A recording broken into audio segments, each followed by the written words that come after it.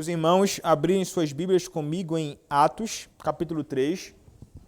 A exposição hoje será do verso 1 até o verso de número 11. Atos, capítulo 3, do verso 1 ao verso 11. Assim nos diz a palavra do nosso Senhor. Pedro e João subiam ao templo para a oração da hora nona. Era levado um homem coxo de nascença, o qual punham diariamente a porta do templo chamada Formosa, para pedir esmola aos que entravam. Vendo ele a Pedro e João, que iam entrar no templo, implorava que lhe dessem uma esmola. Pedro, fitando juntamente com João, disse: olha para nós. Eles olhavam atentamente, esperando receber alguma coisa. Pedro, porém, lhe disse: não possuo nem prata nem ouro, mas o que tenho, isso te dou. Em nome de Jesus Cristo Nazareno, anda. E tomando-o pela mão direita, o levantou. E imediatamente os seus pés e tornozelos se firmaram. De um salto se pôs em pé, passou a andar e entrou com eles no templo, saltando e louvando a Deus. Viu todo o povo a andar e a louvar a Deus, e reconheceram ser ele o mesmo que esmolava, assentado à porta formosa do templo, e se encheram de admiração e assombro por isso que lhe acontecera. Apegando-se ele a Pedro e a João, todo o povo correu atônito para junto deles, no pórtico chamado de Salomão. Amém. Podem se assentar, irmãos.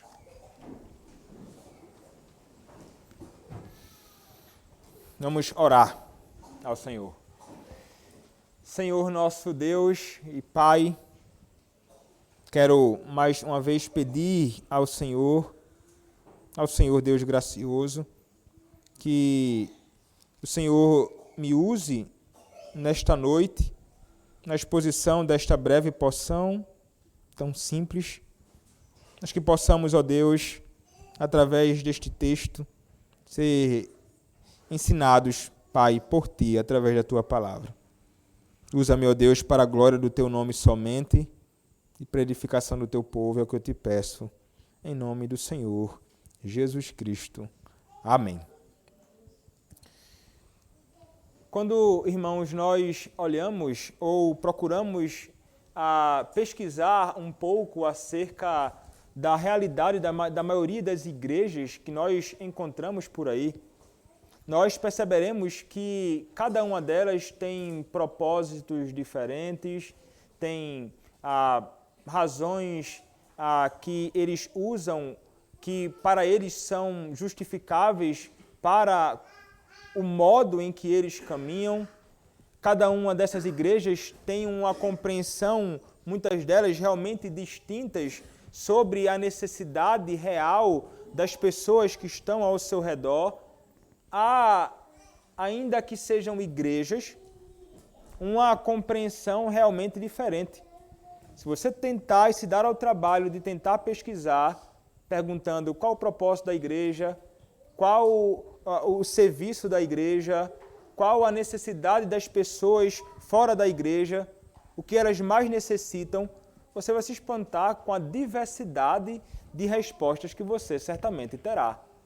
E todos eles, talvez, vão tentar mostrar alguma orientação bíblica para isto.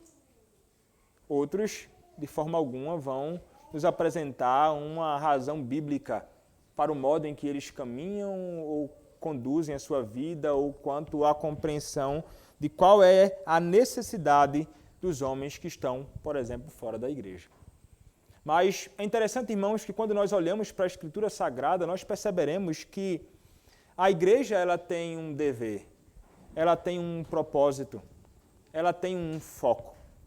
E a igreja verdadeira de Cristo, aqueles que estão envolvidos com ela e que estão envolvidos com o serviço a ela, especialmente no ministério, na propagação do Evangelho, entendem a necessidade real dos homens neste mundo. E sabem com precisão do que o homem realmente precisa. E quando nós olhamos para esse texto de Atos que acabamos de ler, nós perceberemos algo dessa natureza acontecendo.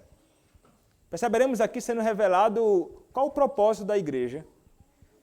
Perceberemos aqui sendo revelado que os servos do Senhor, os apóstolos, compreendiam qual era a real necessidade do homem, em particular um homem coxo, que se revela aqui neste texto, mas que é um retrato claro também da condição espiritual dos homens neste mundo e da necessidade de cada um deles, ainda que eles não tenham compreensão clara da necessidade que eles têm da salvação da própria alma deles.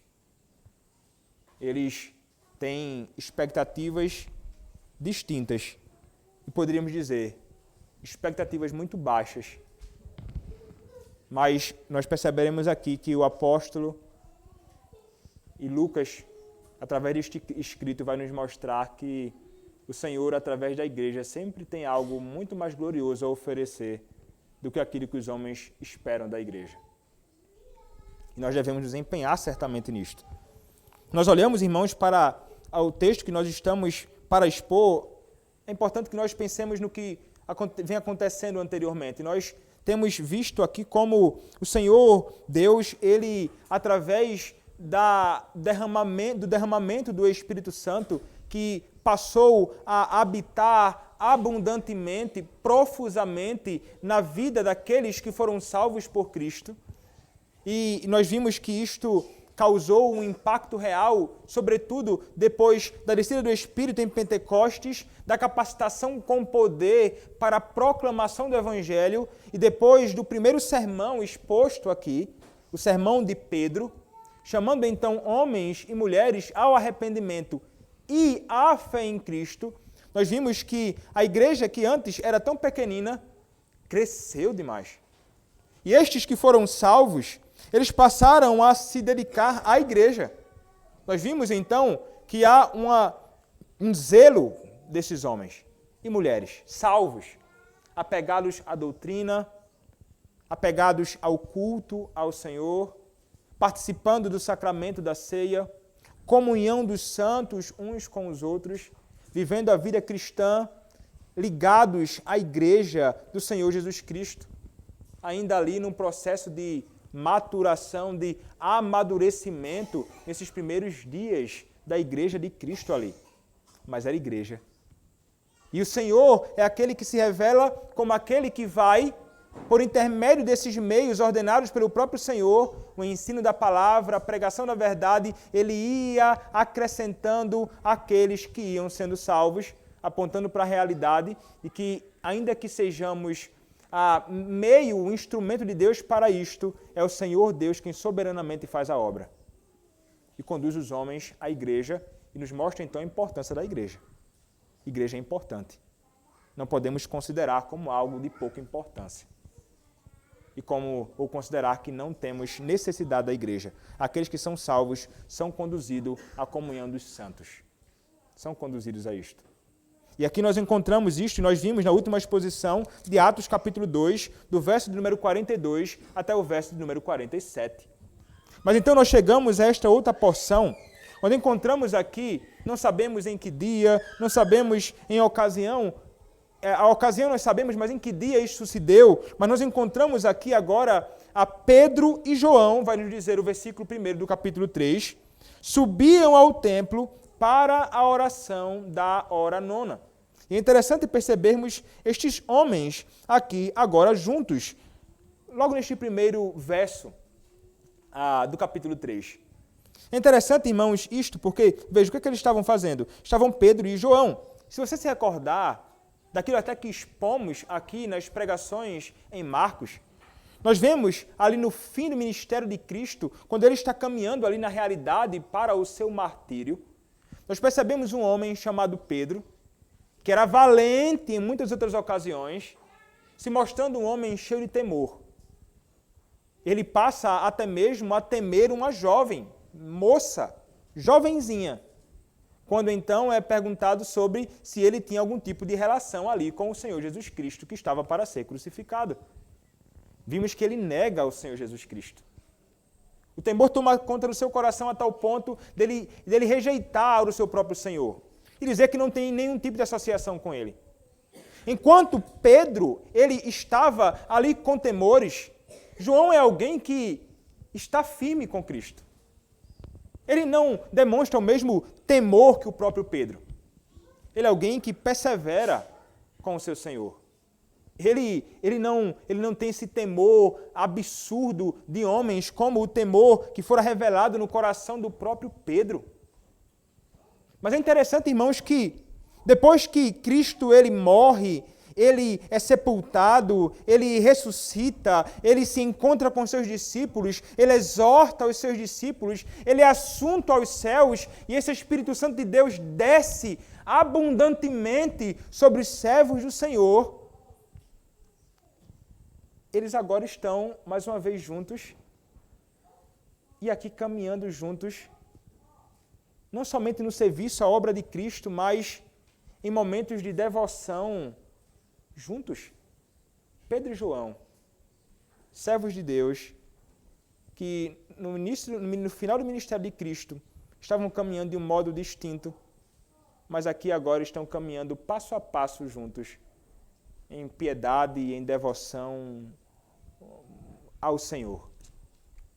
O texto nos mostra isto. E eles sobem ao templo, os dois, com este propósito, devoção. O texto nos mostra que eles sobem para a oração da hora nona. Veja, João, ele, ao caminhar com Pedro, provavelmente ele não se volta para Pedro dizendo assim, ó Pedro, tu estás aqui comigo caminhando hoje, mas tu foste um homem complicado, viu? Tu pecasse no passado aí, fizesse coisas tão... Como assim? Como é que tu pudeste rejeitar o teu Senhor? Não, eles servem piedosamente ao seu Deus. E, veja, irmãos, isso é importante. Podemos tirar uma lição simples e breve disso. Na nossa caminhada com Cristo, nós lamentavelmente, em muitas ocasiões, nós falhamos e falhamos miseravelmente. Nós caímos em pecado, nós não somos fiéis ao nosso Senhor. Enquanto caminhamos com outros irmãos em Cristo, a nossa caminhada é cristã. Lembre-se, você com outros. Mas então, muitas vezes, nós caímos. E então, o Senhor, ele nos exorta. O Senhor, ele vai exortar a Pedro. Cristo mesmo exorta a Pedro, chamando-o a apacentar o seu rebanho. Pedro, tu me amas? Apacenta as minhas ovelhas. Pedro, tu me amas? Apacenta. Pedro, tu me amas? É restauração do ministério de Pedro. De um homem que está ali sendo reconduzido ao ministério. E agora então ele é agregado, mais uma vez, encorajado a servir ao próprio Senhor Jesus Cristo junto aos outros servos do Senhor. E agora então eles passam a caminhar juntos como se aquilo que fora feito no passado de tropeço e erro não existisse. Trata-se de um homem restaurado, pronto para o serviço à igreja do Senhor Jesus Cristo e um homem verdadeiramente piedoso. Nossa caminhada com nossos irmãos, nós devemos olhar. Há irmãos que tropeçam e caem.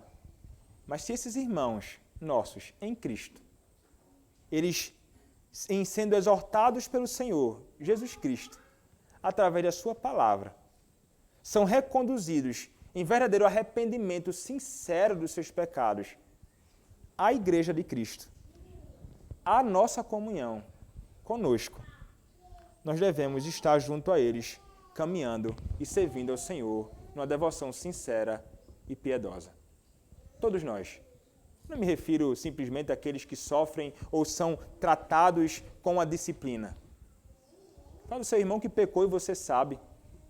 E você então pensa assim, esse homem não é digno de caminhar comigo em qualquer ocasião, muito menos em ocasiões de devoção ao Senhor Deus. Muitas vezes nós agimos assim, podemos pensar, essa pessoa não é digna de caminhar comigo. Você já pensou assim? Será que você olhou para alguém ao seu lado ou ao seu irmão e pensou, esse cara fez tanta coisa errada no passado que eu não quero de forma alguma estar junto a ele caminhando? Isso não pode acontecer, de forma nenhuma.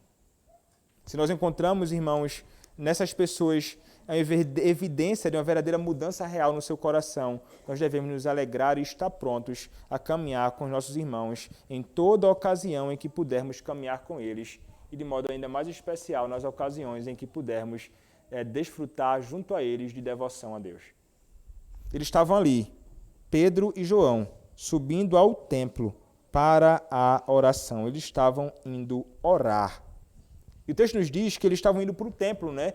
Vocês devem se recordar que aqui no livro de Atos ainda há uma questão de transição da antiga dispensação à nova dispensação. Há coisas que eles ainda fazem no templo. Veremos em outras ocasiões eles reunidos em sinagogas. Paulo ele vai correr às sinagogas para pregar a palavra. De casa em casa, então depois veremos esse desvincular dessas estruturas antigas. Mas ainda que estivessem no templo, eles não estavam ali para oferecer sacrifícios levíticos, como prescritos no Antigo Testamento. Eles estavam ali para a devoção da oração. E eles estavam ali indo ao templo a hora nona. Eram 3 ocasiões de oração durante o dia.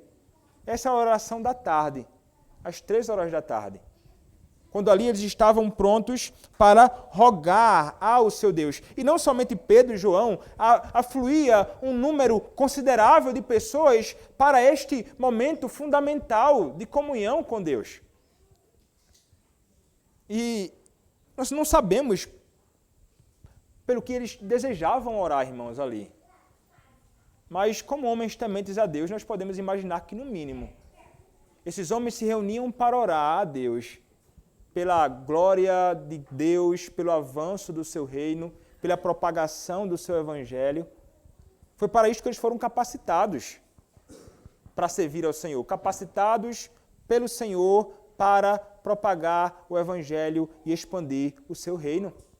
Eles sabiam que eles foram chamados para ir até aos confins da terra anunciando a Cristo. E nada mais certo do que clamar a este Senhor, a fim de que Ele possa, então, capacitá-los nisto. Se colocando ali na condição de alguém que é verdadeiramente dependente do Senhor. Oração e dependência estão unidos. Quando eu oro, sinceramente eu revelo que eu dependo de Deus, eu não dependo de mim. Eu não dependo da força do meu próprio braço, não dependo da minha capacidade, não dependo da minha retórica, não depende da minha oratória, da minha boa articulação, não depende do homem. Depende de Deus em operar. Por essa razão, então, os homens clamam e nós devemos clamar. Por essa razão, até mesmo os ministros devem, ainda que não esteja aqui, né, a oração antes da pregação, mas devemos orar a Deus para que o Senhor possa nos dar graça e capacitação que só podem vir do Espírito Santo de Deus para proclamarmos a verdade dele com clareza e com poder, com intrepidez, na unção e poder do Espírito Santo de Deus. E se eu falar isso, muitos vão pensar assim, rapaz, unção e no poder do Espírito Santo de Deus, esse pastor Rafael é pentecostal. Não, meu amigo. O Espírito Santo habita em nós e devemos ser mais cheios dele, capacitados por ele, conduzidos por ele, para fazermos a sua vontade. Uma concepção estranha e pensarmos, o reformado não é dado muito ao Espírito Santo, não. Quem disse isso? Até o próprio João Calvino era chamado como teólogo do Espírito Santo. A nossa comunhão é com ele também. Somos grandemente capacitados por ele para o serviço à obra de Cristo. E como precisamos? Como precisamos ser mais cheios do Espírito de Deus? Como precisamos, irmãos, nos sujeitar ao Senhor em tudo, não somente eu, na minha condição como pregador da palavra, mas você em tudo. No seu trabalho, no seu serviço no lar, você como mulher, você homem, no seu trabalho na roça, no campo, na sua casa, na oficina, onde quer que seja. Você deve ser alguém que vai orar a Deus e pedir a Ele graça, que Ele possa capacitá-lo para que você possa realmente exercer devidamente o seu trabalho. O jovem no seu estudo, todos nós dependemos o tempo inteiro de Deus. Não podemos imaginar que podemos fazer qualquer coisa ignorando a realidade que nós precisamos do Senhor.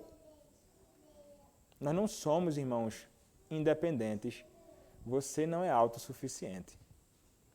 Não esqueça disso. Esteja plenamente consciente dessa realidade. Você precisa do Senhor para fazer tudo aquilo que Ele chama. Por essa razão, a devoção e a piedade, ela é revelada numa vida de comunhão com Deus. A oração é comunhão com o Senhor. E você não pode dizer que é alguém piedoso se você não tem comunhão com o Senhor em oração. Esses homens tinham devoção a Deus e oravam. Mas o que acontece enquanto eles estavam indo ali, subindo ao templo para a oração? Este era o propósito deles, orar. O texto nos diz no versículo 2. Era levado um homem, coxo de nascença, o qual punham diariamente à porta do templo chamada Formosa, para pedir esmola aos que entravam. Então, surge um homem. Este homem, ele era levado, não sabemos por quem, se por algum familiar, por amigos, colegas, transeuntes, não sabemos. Mas o fato é que pessoas levavam este homem. E levavam este homem até o templo, por que razão? Porque este homem era coxo. Era um homem coxo de nascença. Ou seja, esse homem nunca andou. Ele nasceu exatamente assim, coxo, deficiente. Ele não tinha a menor possibilidade de andar. E estes homens que levavam, essas pessoas que o levavam, punham ele, não uma vez por semana ou uma vez por mês, mas diariamente à porta do templo chamada Formosa. Um templo chamado Formosa. Era um templo grande, uma porta enorme de bronze, cheio de ouro e pratas por dentro, era uma beleza. Por essa razão, talvez também chamado de porta, chamado de Formosa, porque era belíssimo o lugar, era realmente esplendoroso, era algo que chamava a atenção àqueles que ali passavam, e ele era colocado ali com um propósito. O propósito de colocarem ele ali era para que ele pedisse esmola. A quem? Aos que entravam, para orar, para devoção. Ali ele ficava, era um lugar realmente estratégico. Veja, irmãos, este homem, ele sofria com essa enfermidade. E ele não era um jovem de 15 anos, nem um jovem de 20 anos. Como o texto nos indica, mais à frente, em Atos, capítulo 4, ainda, verso do número 22, quando João e Pedro são abordados pelos anciãos, sacerdotes, escribas, eles vão questionar a pregação de Pedro, que vem imediatamente depois dessa ocasião em que ele cura este homem. E ao questionarem ele tantas coisas, no verso do número 22, ele vai nos falar acerca da idade até desse homem. O verso 22 do capítulo 4 diz: Ora, tinham mais de 40 anos em quem se operara essa cura milagrosa. 40 anos de idade. 40 anos em que esse homem nunca conseguiu firmar os pés no chão. Ele era coxo, era realmente deficiente.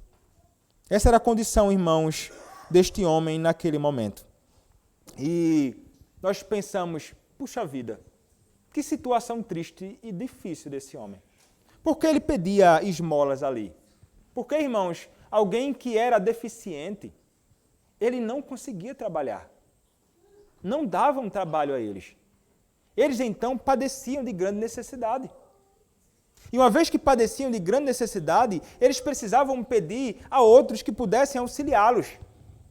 E talvez você pergunte, mas ele não era crente? Provavelmente não. Aqui, ainda não. Senão ele poderia receber a assistência da igreja, daqueles que tinham tudo em comum e que ajudavam aqueles à medida que cada um tinha a sua necessidade. Ele estava ali sendo exposto e revelando então, esperando a misericórdia daqueles que passavam para uma ocasião de devoção. Ele estava ali na expectativa de que alguém tivesse compaixão dele. Era isso que ele aguardava. e aguardava isso com muita expectativa. Grande não era pouco. E é interessante porque, quando pensamos, irmãos, acerca da condição deste homem, olhamos ao nosso redor e vemos muitas pessoas doentes, deficientes, com problemas e males, e você fica se perguntando, talvez, por que razão, então, essa pessoa nasce nessa condição? E a resposta, irmãos, é o pecado. Espera aí, pastor, que pecado? O pecado que ele cometeu hoje trouxe maldição para ele? Não, eu me refiro ao pecado cometido no princípio em Adão. O pecado cometido em Adão no princípio trouxe males muitos. Trouxe morte física, trouxe morte espiritual, afastamento de Deus, trouxe morte eterna, juízo. Mas trouxe também muitos males e doenças, enfermidades várias. A doença deste homem, a enfermidade dele era uma demonstração clara de que o pecado realmente entrou no mundo e que este homem se encontra numa condição terrível. Essa era a condição externa deste homem. Mas o que nós podemos entender, irmãos, é que quando nós olhamos para um texto como este, ele vai muito além apenas de nos conduzir à compreensão de que alguém se encontra numa situação miserável externamente. Porque a condição dele aponta para uma realidade muito pior, que é a condição da sua própria alma, distorcida, deformada, atrofiada. E aponta-nos para a condição real de todos aqueles que não conhecem a Deus. Ainda que não tenham seus membros atrofiados, deformados, tem a sua alma atrofiada e deformada pelo pecado, ainda que sejam tão bonitinhos externamente. Por dentro só há miséria, por causa do pecado. Esse homem, então, ele estava realmente assim. Era essa a condição dele, tanto externa como interna, na sua alma, a sua condição de alguém que está longe do Senhor, numa condição de depravação total.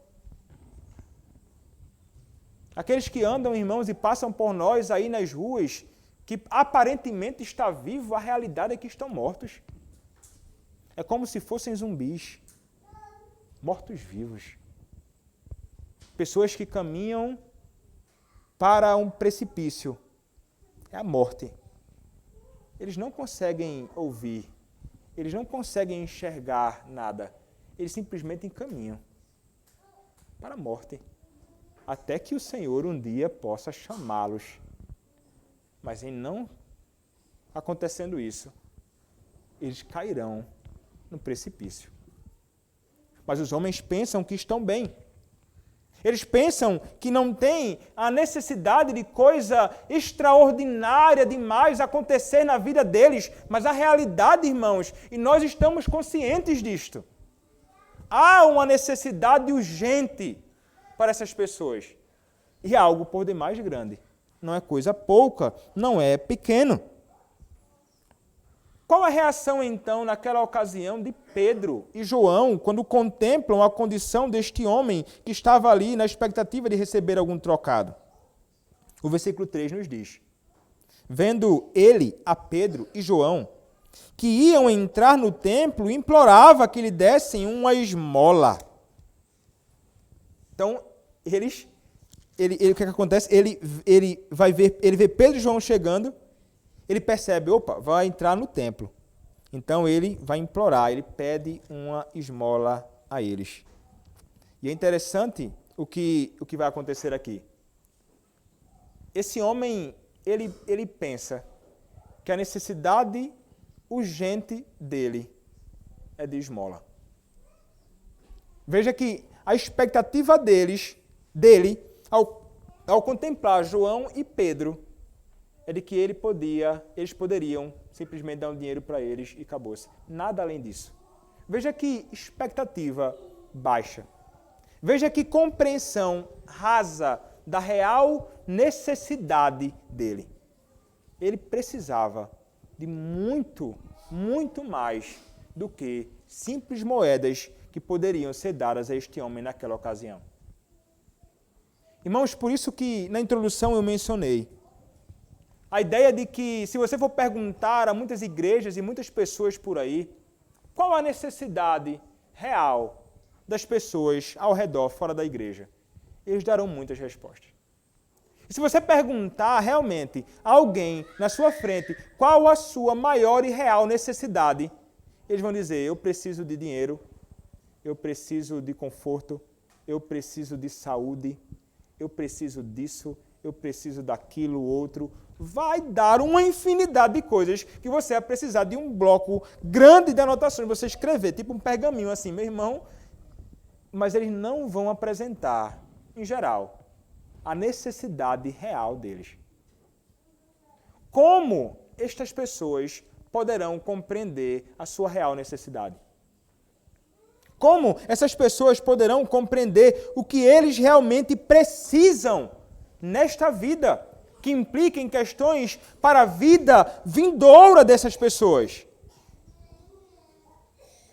E isto, irmãos, nós vemos sendo respondido pelo Pedro e João juntamente com ele. Enquanto ele nutria essa expectativa baixa, sem saber realmente qual a sua real necessidade, Pedro, então, nos diz o verso 4, Pedro, fitando juntamente com João, disse: olha para nós. Verso 5 diz: ele os olhava atentamente, esperando receber alguma coisa.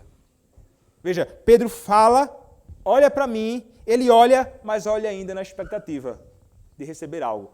E veja, se Pedro disse, olha para mim, juntamente com João, provavelmente esse homem não estava olhando para eles naquele momento.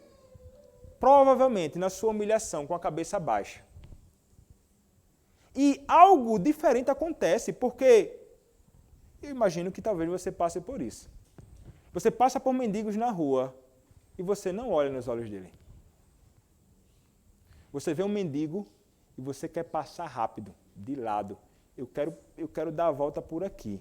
Eu vou por ali. Eu espero que ele não me veja. Eu quero ficar invisível agora. Se pudesse, você diria assim, eu vou ficar invisível. Vou passar por ele para esse cidadão não olhar para mim. É assim que você faz? Você já passou por isso? É dessa forma que você age? Geralmente não olhamos nos olhos de um mendigo. Geralmente não olhamos, não fazemos isto. Muito menos falamos, Senhor, olha para mim. Nunca. Nós não estamos interessados nisto. Desconfiamos muito daqueles que pedem. E alguns realmente nos dão razão para desconfiarmos deles. Mas o ponto é, geralmente, nós não olhamos e muito menos pedimos que alguém olhe nos nossos olhos. Mas o que acontece aqui é que eles dizem, olhe nos meus olhos. E eles contemplaram os olhos uns dos outros naquela ocasião. E enquanto ele olhava, talvez ele pensasse assim, agora eu vou receber provavelmente algo realmente muito bom. Talvez um bom dinheiro desse homem que olhe agora com tanta compaixão nos meus próprios olhos. Veja aqui que a expectativa dele ainda é muito baixa daquilo que o Senhor poderia então dar a ele através daqueles homens que estavam diante dele. Quando, então, Pedro fala com ele dizendo, Pedro, porém, lhe disse, não possuo nem prata nem ouro, mas o que tenho, isso te dou. Em nome de Jesus Cristo, o Nazareno, anda. Que coisa extraordinária, irmãos. Aquele homem, ele não esperava isso. Eu fico imaginando o que é que passou na cabeça dele naqueles segundos ali, enquanto Pedro disse assim, olha, eu não tenho nem prata nem ouro. Rapaz, não acredito nisso não. Aí ele diz, mas o que eu tenho eu te dou. Em nome do Senhor Jesus Cristo, o Nazareno, levanta e anda. Nossa, isso deve ter sido extraordinário aquele momento. que passou na cabeça daquele homem naquela ocasião, nós não sabemos com precisão, mas certamente foi algo para ele grandemente impressionante. Ele nunca imaginou que algo dessa natureza poderia acontecer com ele naquela ocasião. Pedro diz, olha, eu não tenho, e provavelmente ele realmente não tinha. Se recursos ele tinha, dados pela igreja como contribuição, lançadas aos pés dos apóstolos, não era dele. Era para o serviço e socorro daqueles que são meus irmãos na fé, sobretudo. Mas ele diz, eu não tenho isso, eu não tenho prata, mendigo coxo, eu não tenho ouro, mendigo coxo, mas eu tenho algo muito maior, é a cura da sua enfermidade. E é interessante percebermos, ele cura aquele homem, mas nós podemos entender que é o próprio Senhor Jesus Cristo quem cura este homem por intermédio do seu apóstolo. Ele fala, não, em nome de Pedro, levanta. Ele vai dizer, em nome do Senhor Jesus Cristo, em nome de Jesus Cristo, o Nazareno, anda. Aqui é este Cristo que é chamado pelo nome de um Cristo que é conhecido como alguém que já concluiu a sua obra perfeita. Quando fala no nome de Cristo, é este Cristo que nasceu, cresceu, padeceu, morreu, foi sepultado, ressuscitou e foi assunto aos céus e reina. E por intermédio dos seus, ele então faz com que os homens possam sair da condição miserável em que se encontram. E aqui nós temos um foco maior daquilo que é dito de modo muito breve no capítulo, na sessão anterior, em que expusemos semana passada. Porque no versículo 43 do capítulo 2 de Atos nos diz: em cada alma havia temor e muitos prodígios e sinais eram feitos por intermédio dos apóstolos. E realmente está aqui eles fazendo sinais que eram credenciais do ministério apostólico desses homens naquele momento. E então, quando ele imediatamente faz o que faz aqui, isso faz com que muitas pessoas olhem para esse texto e pensem, olha só, em nome de Jesus Cristo, o Nazareno anda. E o que acontece é que, no verso 7º, é nos dito, e tomando-o pela mão direita, o levantou. Imediatamente os seus pés e tornozelos se firmaram. De um salto se pôs em pé, passou a andar e entrou com eles no templo, saltando e louvando a Deus. Então muitos pensam assim, olha aí, ó. Nós contemplamos a ação milagrosa e extraordinária de Deus em curar um homem. Porque o que de fato aconteceu aqui foi isso mesmo, viu, irmãos? Não tenha dúvida quanto a isso. Este homem, com as palavras do próprio Pedro, ele foi tomado pela mão direita, veja a ação de Pedro, ele foi levantado, imediatamente os pés tortos dele foram endireitados e se firmaram no chão. Esse homem nunca fez isso. 40 anos de idade esse homem tinha.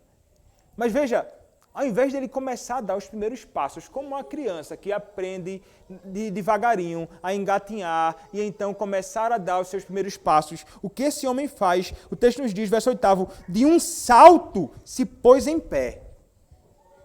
Saltou, ele pulou, ele firmou os seus pés e então passou a andar, aquele homem. Que coisa maravilhosa. Eu imagino as pessoas que estavam ali publicamente contemplando este ato de Pedro que fora público, olhando assim, o que é isso que está acontecendo? O texto até vai nos dizer que essas pessoas foram tomadas de assombro, admiração com o que estava acontecendo ali, porque eles conheciam aquele homem. Eles sabiam que ele estava frequentemente ali naquele mesmo lugar.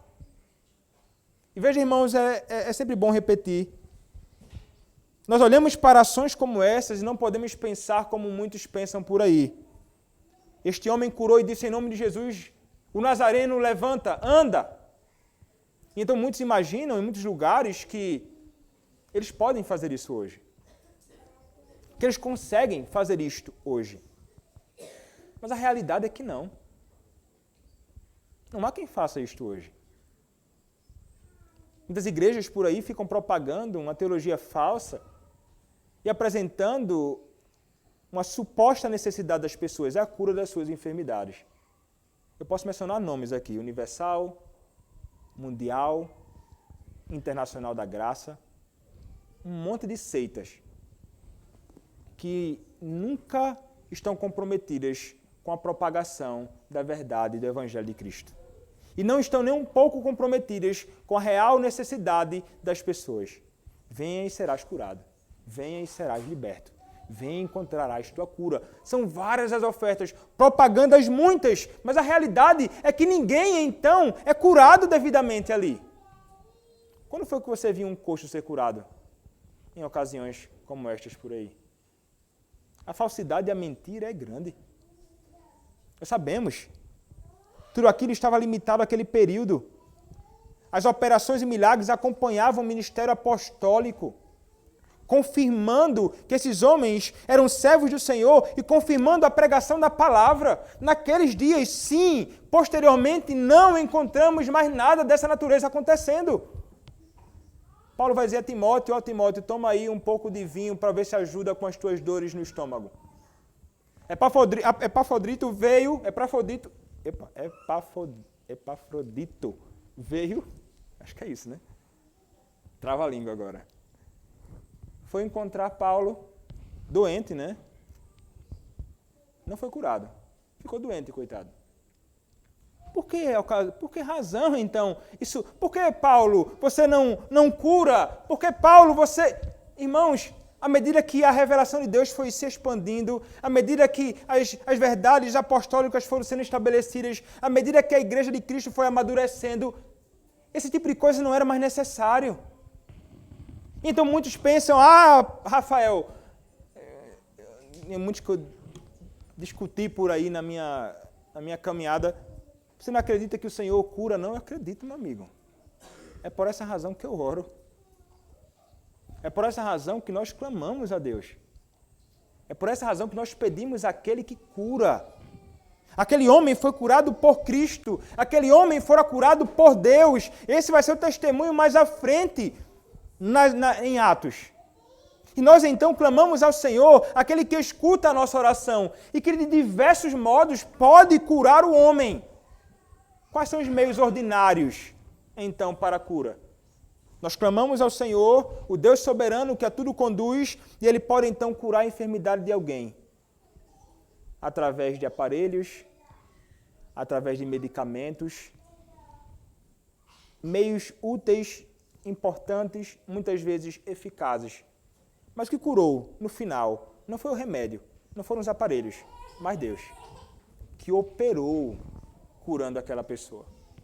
O Deus que deu sabedoria ao homem, que deve então trabalhar, exercendo então um mandato cultural, produzindo coisas, medicamentos, aparelhos, coisas que possam então ser úteis para o bem-estar das pessoas e assistência e socorro de muitos. Mas é assim que o Senhor age. E Ele pode muitas vezes, de um modo que você pode nunca saber explicar, tratar da enfermidade de alguém, você ficar assim: puxa, mas como é que... Peraí, como é que foi que isso aconteceu?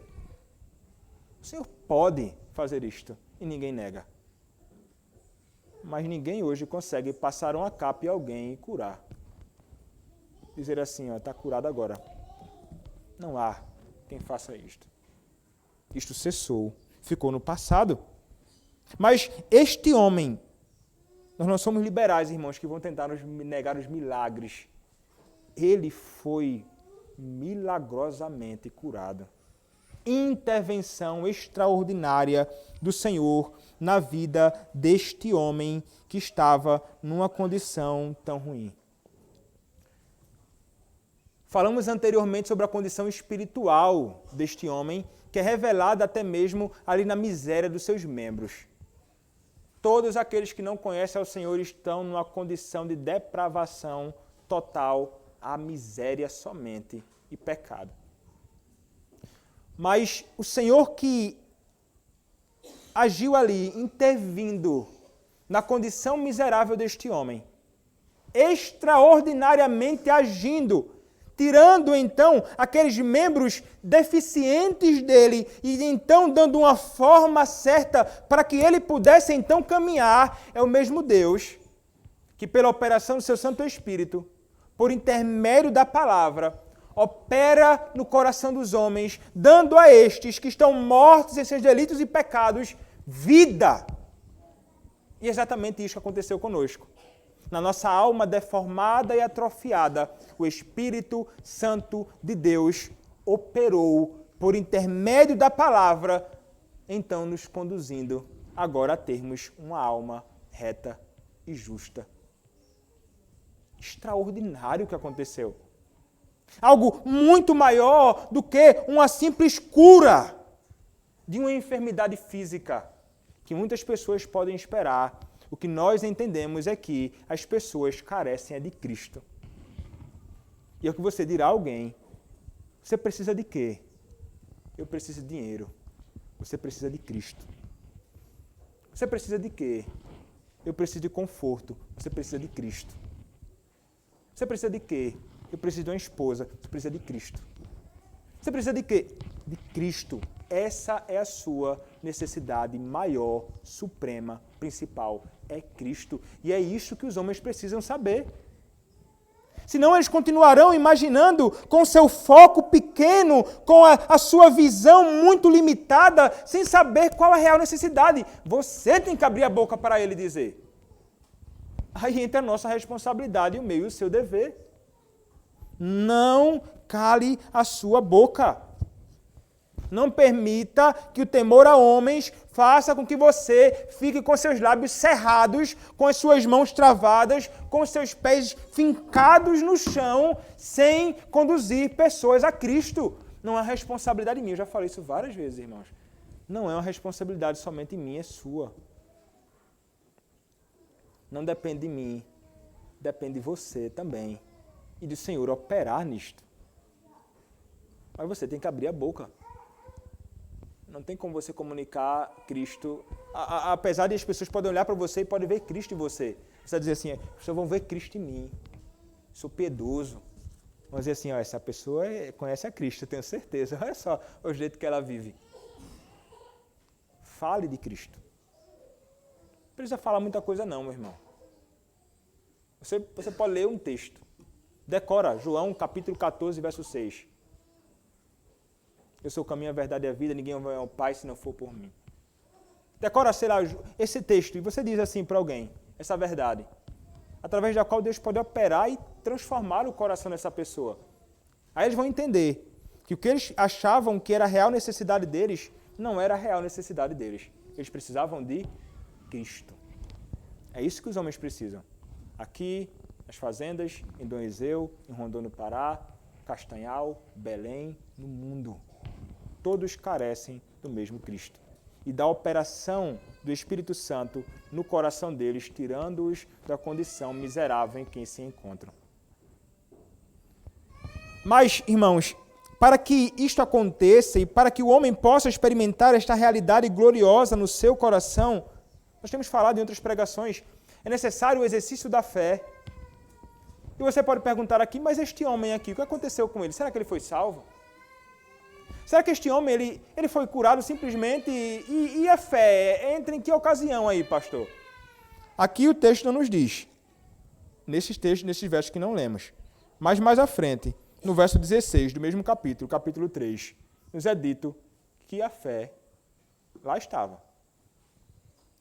Atos, capítulo 3, verso de número 16, a palavra nos diz: pela fé em o nome de Jesus, é que esse mesmo nome fortaleceu a este homem, que agora vedes e reconheceis. Sim, a fé que vem por meio de Jesus deu a este saúde perfeita na presença de todos vós.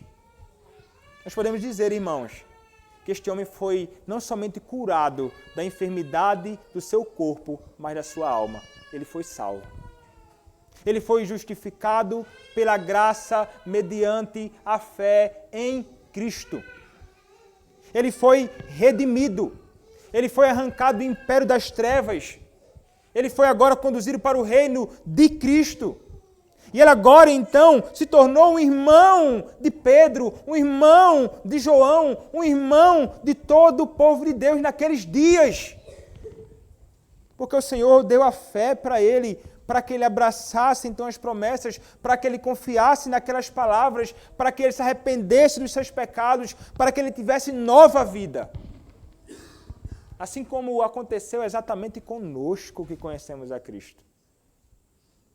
O Senhor nos deu tudo isso.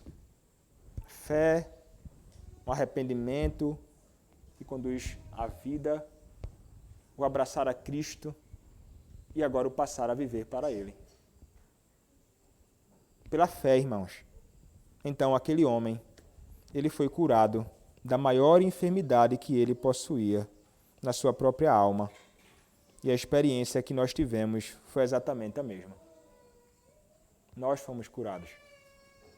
Não há mais a enfermidade que nos conduz ao inferno. O pecado que há em nós é fruto do pecado original que nós cometemos diariamente, mas o pecado cometido em Adão, que condenava você ao inferno, Cristo pagou por ele. Não há mais necessidade de um pagamento por esta dívida, porque Cristo pagou plenamente por ela. Mudando então agora toda a nossa realidade. Aquele homem, ele passou a pular e a andar fisicamente. Mas nós podemos dizer, irmãos, que aquele homem passou a não somente pular e a andar fisicamente, mas a partir dali ele passou a andar verdadeiramente espiritualmente. O que aquele homem fazia? Aquele homem ele se encontrava o tempo inteiro na porta. Em nenhuma ocasião é dito que ele entrava. Mas o que acontece com esse homem depois que ele experimenta esse milagre no corpo e na alma dele?